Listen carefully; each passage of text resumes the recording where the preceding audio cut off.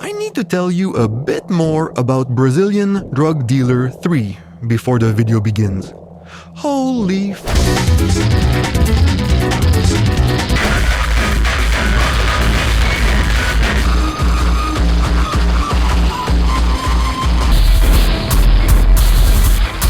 My first thought, and probably yours too when you play it, is fucked up Quake.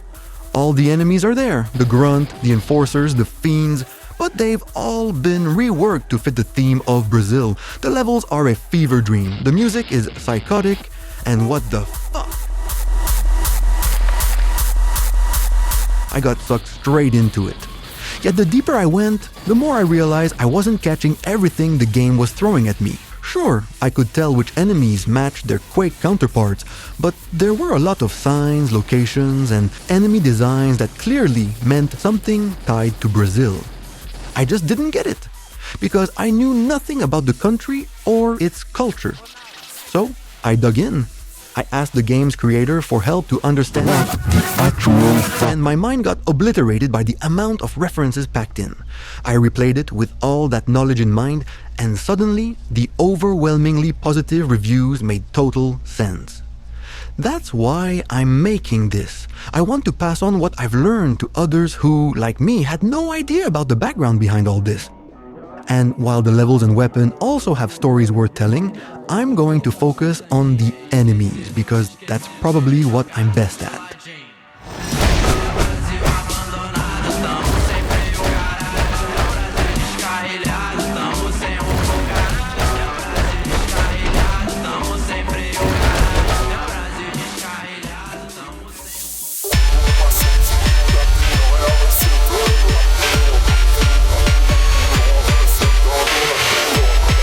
The story kicks off the way any good 90s inspired game should, with a mass possession.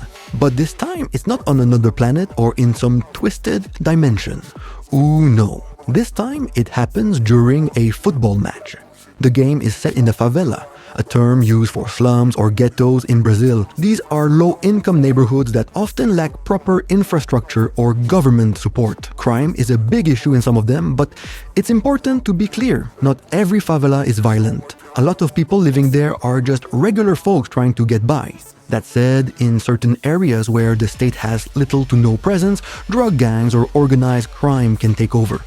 During a Flapolin versus Vasque football match, a ritual meant to bring back Mit Aya, the singer with those absolute banger tracks you love so much you had to resurrect him, goes wrong. A massive demon hijacks the ceremony, turning it into a full-scale possession event across all of Rio de Janeiro. And guess what? You get blamed as the scapegoat. Now you have to blast your way through your former drug-dealing buddies and find a way to stop the Hell invasion.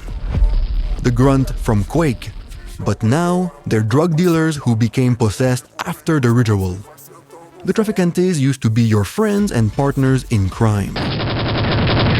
They wear Flamengo football jerseys, Flamengo being a Brazilian multi-sport club based in the Gávea neighborhood of Rio de Janeiro.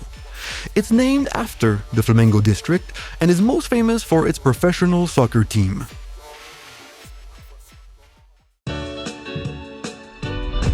They are the enforcers from Quake, this time armed with an F-shaped gun and dressed in, let's say, very bright clothing. Both his name and appearance reference Fong from Careta Furacão, a character from a Brazilian clown-themed dance group that went viral online for dancing and doing acrobatics through city streets while driving people around in their bus. That's pretty sick.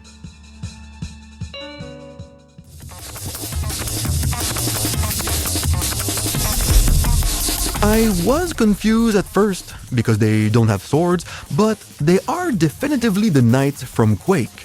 Literally named Fan, they are possessed supporters of the Flamengo football team. They attack using only their fists, which some might say is a fitting portrayal of any overly passionate football fan.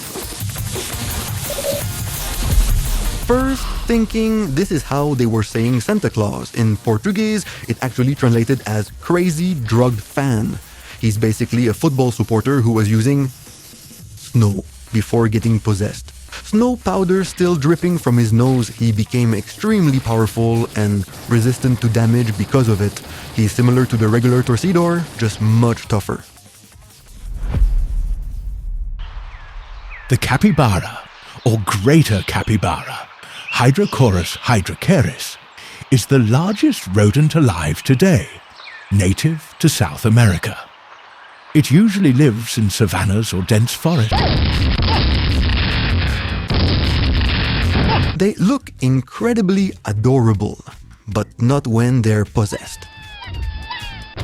In this game, they take the role of the fiends from Quake, fast, relentless, constantly leaping around, and surprisingly durable. The Caramelo Dog is a mixed breed native to Brazil. It's often seen as an unofficial national symbol. Yeah, forget all that. These little assholes are the worst. In the game, they're the equivalent of Quake's Rottweilers, fast, aggressive, and probably got into some of the powder the Torcedor left too close to the edge of the table. They'll rush you down, so be ready to put a few rounds into this national treasure's face before it tears you apart. Josias Parrot? Who the hell is Josias? Oh, it's a reference to Louro José, a puppet parrot from the Brazilian TV show Mais Você. The puppet was performed by Tom Veiga, 1973 to 2020, and Louro is just slang for parrot in Brazil. In the game, this thing is basically the Scrag. It floats, spits lava, and moves slow.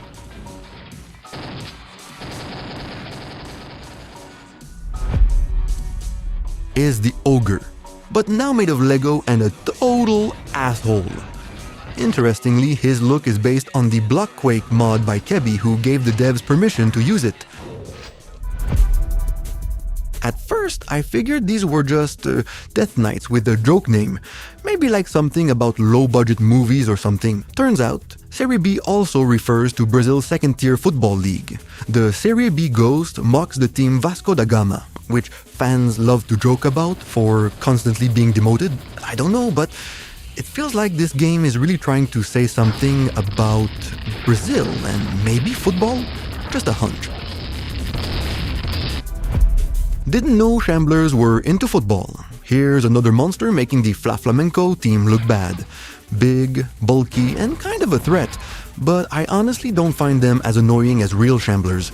Could be the way the maps are designed. I just keep my distance and they rarely manage to hit me unless I get too close.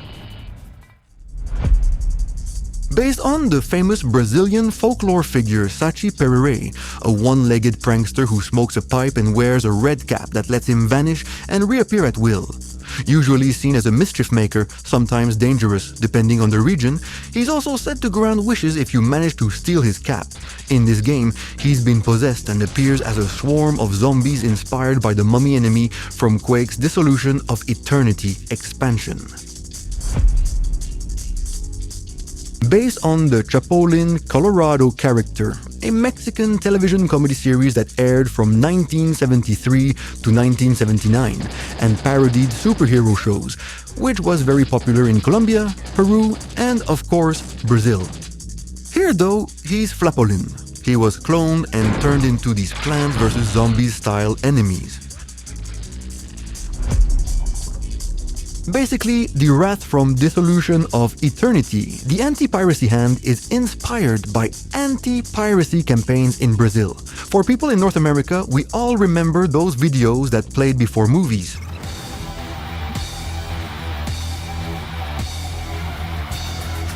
Well, this is the Brazilian version of that, and let's just say it's a bit more intense. It became a controversial icon because it claimed that pirate game sellers were involved in criminal networks tied to drug and weapons trafficking. In reality, most of them were just individuals trying to make a living and had no connection at all to those major criminal activities. The Jumenta is based on the flying donkey from Turma da Mônica, also known as Mônica and Friends, a very famous Brazilian comic series. It has spawned a ton of media, including animated shows, a movie, video games, food products, merchandise, and even a theme park. Here, much like the Piracy Hand, it also takes on the role of a much more adorable version of the Wrath. Edinho. Okay, to understand who he is, we first need to look at the face plastered all over the maps. In the game, this is Mit Aya, but he was inspired by the real-life legend Tim Maia, a Brazilian musician and songwriter known for his outspoken and humorous style. Tim Maia had a nephew named Ed Mota, another well-known Brazilian singer from the 90s who was renamed Edinho in the game. Here, tragically, Edinho was possessed and is now a vor, well, a Lego vor, and possibly even worse than the one from Quake. The place where you fight him is really cool. The previous level is a recreation of Mount Corcovado in Rio de Janeiro, complete with the big Jesus statue. But after you exit that stage, you're teleported into the boss fight, this time as a giant. The city is now tiny and you battle Edinho in a full-on kaiju-style fight. Think Pacific Rim. With a bit of imagination, but the feeling is definitely there. His tracking missiles are harder to spot, and there are 5 of those fuckers on the field. You'll need to figure out which one is real to take him down, otherwise the strategy stays the same. Keep moving, wait for the missiles to crash into something solid, and pray you're not standing in the way.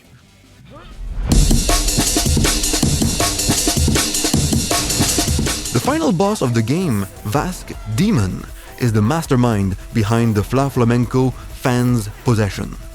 The Vasque Demon hijacks the ritual you were trying to perform to revive your favorite singer. This tentacle-faced son of a bitch is deep into the demon betting world, profiting off all the chaos with his shady platform demon bet and rigged odds. He's basically Kethan, but into match fixing.